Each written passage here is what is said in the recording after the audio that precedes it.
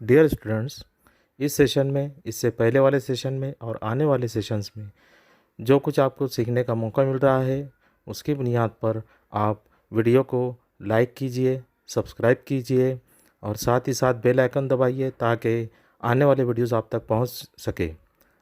हर एक वीडियो की डिस्क्रिप्शन में एक लिंक दी जा रही है, उस लिंक पर क्लिक कीजिए और दिए हुए टेस्ट को कंप्लीट कीजिए ताकि आपको पता चल सके कि आपने उस वीडियो में क्या कुछ सीखा है।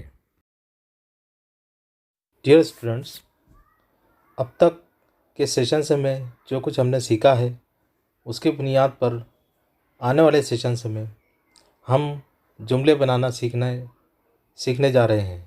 Now we are going to learn how to frame the sentences, but before that we will get some basic information about sentences. जुमले बनाना सीखने से पहले हम कुछ बुनियादी मालूमात हासिल करेंगे। इस वीडियो को पूरा देखिए और उस बुनियादी मालूमात को नोट कीजिए, समझने की कोशिश कीजिए। First of all, what is sentence? जुमला किसे कहते हैं? हमें पता होना चाहिए कि sentence is the unit of words, यानी जुमला जो होता है वो अल्फाज का मजमुआ होता है। दूसरी चीज़, the words should be in order. Sentence में जो अल्फाज इस्तेमाल हो रहे हैं वो अल्फाज तरतीब में होने चाहिए। And it should be meaningful, और जो जुमला होता है उसके कोई मानी होने चाहिए। ये तीन चीज़ें इंपॉर्टेंट हैं कि पहली चीज़ तो यह कि हम जुमला उसे कहेंगे कि जिसमें एक से ज़्यादा अल्फाज हों, और या यूँ कहिए कि जुमला अल्फाज का मजमुआ होता है। दूसरी चीज़ कि जो अल्फाज उसमें इस्तेमाल हो रहे हैं वो एक ख़ास तरतीब में हो और उस जुमले के कोई माने निकलते हो, तभी हम कहेंगे कि वो क्या है, वो एक सेंटेंस है। अब आगे हम देख रहे हैं कि व्हाट इज़ वर्ड, लफ्ज़ क्या है। So word is the unit of letters. Sentence के मुतालिक हमने देखा कि sentence is the unit of words. Now word is the unit of letters. And second one, letters should be in order. Word में जो लेटर इस्तेमाल हो रहे हैं वो तरतीब में होने चाहिए। And it should be meaningful, और उसके कोई मानी होने चाहिए। यानी सेंटेंसेस और वर्ड्स दोनों की सेम डेफिनेशंस हैं। फ़र्क ये है कि जो सेंटेंस होता है वो यूनिट ऑफ वर्ड्स होता है, जबकि वर्ड जो होता है वो यूनिट ऑफ लेटर्स होता है। एंड अदर थिंग, उसमें जो लेटर है वो ऑर्डर में होने चाहिए। It should be meaningful. उसको हम एग्जांपल के ज़रिए समझ सकते हैं। जैसे यहाँ पर एक दिया हुआ GARDEN, इसको हम क्या पढ़ेंगे? इसको पढ़ेंगे गार्डन। अब इसमें जो अल्फाज इस्तेमाल हुए हैं, इसमें जो लेटर्स यूज़ हुए हैं, 1 2 3 4 5 6 लेटर्स यूज़ हुए हैं, वही लेटर्स यहाँ पर भी मौजूद हैं, DGNARE। फ़र्क क्या है कि जब हम कहते हैं गार्डन तो इस लफ्ज़ के कोई मानी हो रहे हैं। गार्डन यानी जहाँ पर फ्लावर्स होते हैं, ट्रीज होते हैं, हम वॉकिंग के लिए जाते हैं, उसे हम कहेंगे गार्डन।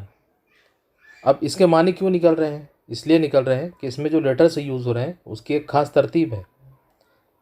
GARDEN, गार्डन यानी बाग।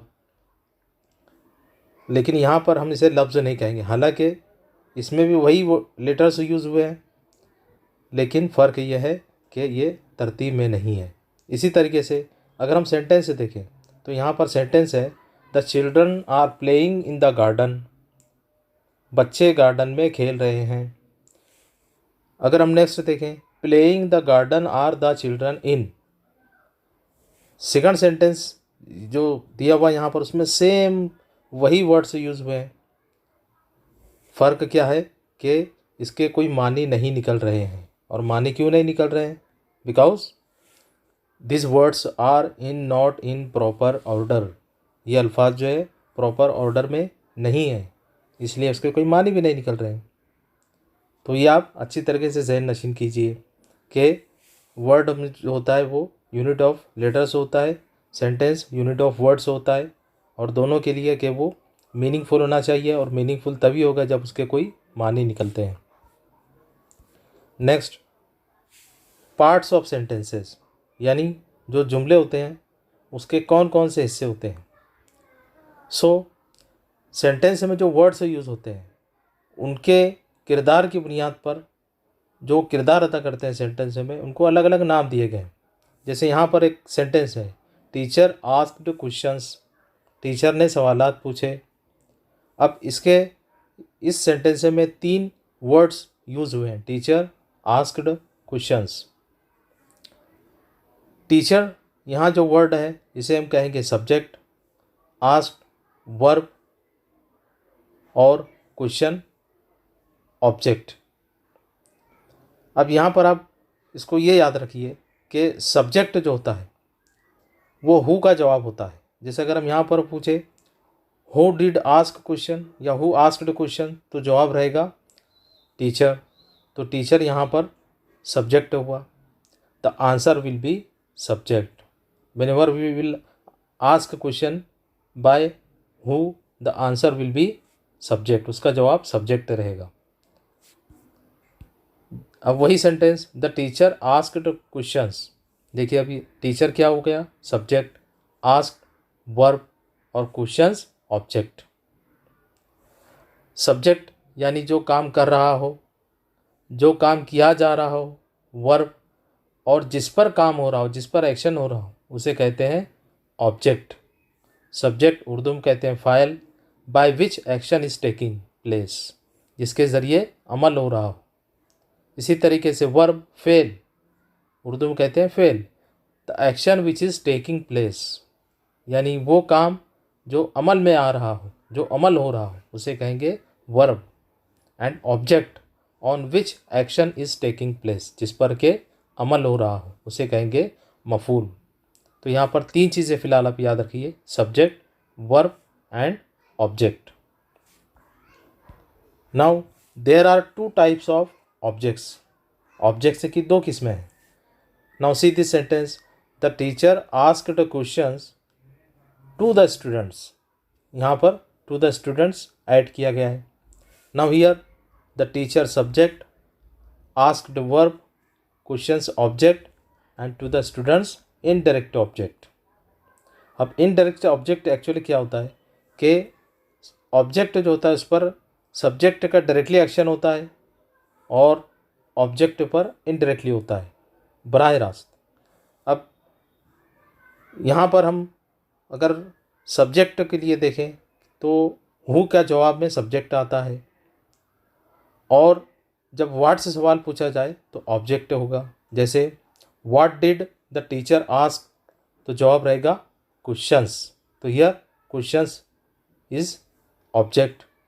देन इनडायरेक्ट ऑब्जेक्ट जो होता है, जब होम से सवाल पूछा जाए तो उसका जो जवाब रहेगा वो इनडायरेक्ट ऑब्जेक्ट रहेगा। जैसे मिसाल के तौर पर यहाँ जो जुमला दिया हुआ है, अगर सवाल पूछा जाए whom did the teacher ask questions, teacher ने सवालात किससे पूछे, तो जवाब रहेगा to the students. So to the students here is indirect object. Now next sentence, my friends gifted me a beautiful watch on my birthday.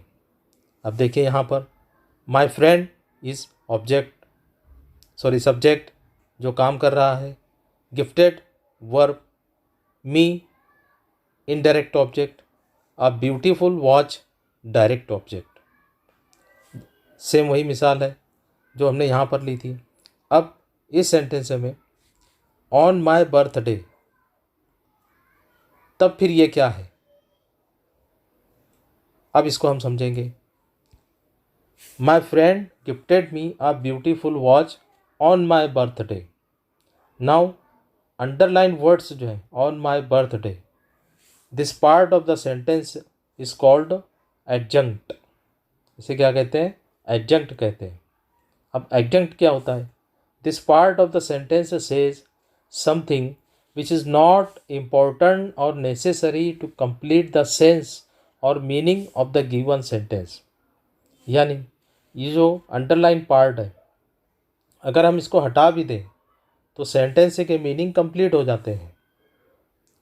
जुमला माई friends gifted me a beautiful watch, मेरे दोस्तों ने मुझे एक खूबसूरत वॉच गिफ्ट की। अगर हम यहाँ पर रुक जाते हैं, जुमले के मानी कंप्लीट हो रहे हैं, लेकिन उसमें कुछ और वर्ड्स यूज़ हुए, ऑन माई बर्थडे, मेरे बर्थडे पर। अब यहाँ पर ये जुमले को एक्स्ट्रा मीनिंग दे रहा है, ये कहलाएगा एडजंक्ट, यानी जुमले के सेंस को कंप्लीट करने के लिए ये पार्ट नेसेसरी नहीं है। Example, the teacher gave some instructions to the students. Now here the teacher subject, gave verb, some instructions direct object, to the students indirect object. And अब यहाँ पर सेंटेंस से कंप्लीट आगे जो है कंटिन्यू हो रहा है, about upcoming examination. The teacher gave some instruction to the students, teacher ने कुछ हिदायतें तुलबा को दी। अबाउट अपकमिंग एग्जामिनेशन, आने वाले इम्तिहानात के मुतालिक। So this part of sentence is called adjunct. Now next, I am a student. Now here underline word is student. This part of the sentence is called subject complement. Now we are going to learn about subject complement and object complement. We selected Rahul, our captain. This part of the sentence is called object complement. पहले sentence में student subject complement और दूसरे sentence में our captain object complement. अब इसमें फ़र्क क्या है? कॉम्प्लीमेंट में भी वर्ड्स, फ्रेज और क्लॉजेस। कॉम्प्लीमेंट वर्ड्स भी हो सकते हैं, फ्रेजेस भी हो सकते हैं और क्लॉजेस भी हो सकते हैं। This part of sentence gives extra information.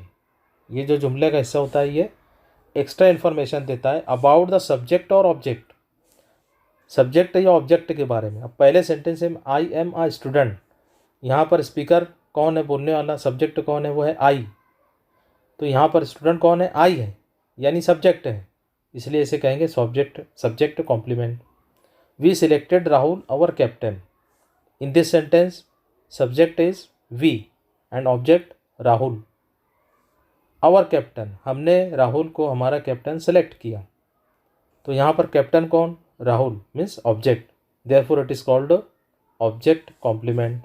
So without this part of sentence would have complete meaning. इसके बगैर भी सेंटेंस जो है वो कंप्लीट मीनिंग रख सकता है। So in this way these two are subject complement and object complement.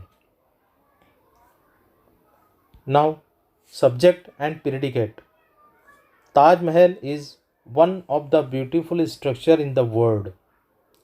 Now see here, one of the beautiful structure in the world is underlined. इस जुमले के दो हिस्से यहाँ पर, Taj Mahal, this one is subject and बाकी का जितना भी पार्ट है ये कहलाता है प्रेडिकेट। अब ये क्या है? सब्जेक्ट यानी जुमले का वो हिस्सा जिसके बारे में जुमले में कुछ कहा जा रहा है, यानी जिसके मुतालिक जुमला हो उसे कहेंगे सब्जेक्ट। और सब्जेक्ट के बारे में जो कुछ भी कहा जाता है वो पूरा जो हिस्सा होता है वो कहलाता है प्रेडिकेट। नाउ डियर स्टूडेंट्स, ये इम्पोर्टेंट चीज़ें थी जो आपको सरसरी तौर पर याद रखना है। हम ज़्यादा गहराई में डीप में ना जाते हुए सिर्फ सरसरी तौर पर इसको जो है इन चीज़ों को याद रखें। What did we learn today? आज हमने क्या क्या सीखा? Word, sentence, subject, verb, direct object, indirect object, adjunct, subject complement and object complement. अब यहाँ पर आप ये लोग याद रखिए कि आगे जब हम सेंटेंसेस फॉर्मेशन के मुतालिक सीखने जाएंगे तो उस वक्त आप लोगों को ये चीज़ें बहुत काम आने वाली है। तो जितने भी हेल्पिंग वर्ब्स हैं वो आप याद कीजिए। उसके अलावा वर्ब का जितना ज़्यादा ज़ख़ीरा आप कर सकते हैं, वोकेबलरी आपकी बढ़ाइए, ताकि हम आने वाले सेशन में जब सेंटेंस बनाना शुरू करें तो आप उन अल्फाज का इस्तेमाल कर सकें।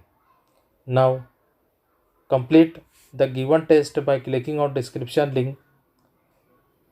नीचे दी हुई डिस्क्रिप्शन लिंक पर क्लिक करके आज हमने जो कुछ भी सीखा है उस पर अपना टेस्ट कंप्लीट कीजिए and do like, subscribe and press the bell icon.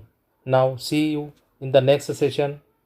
और हमारा सेशन रहेगा हाउ टू फ्रेम और कंस्ट्रक्ट द सेंटेंसेस।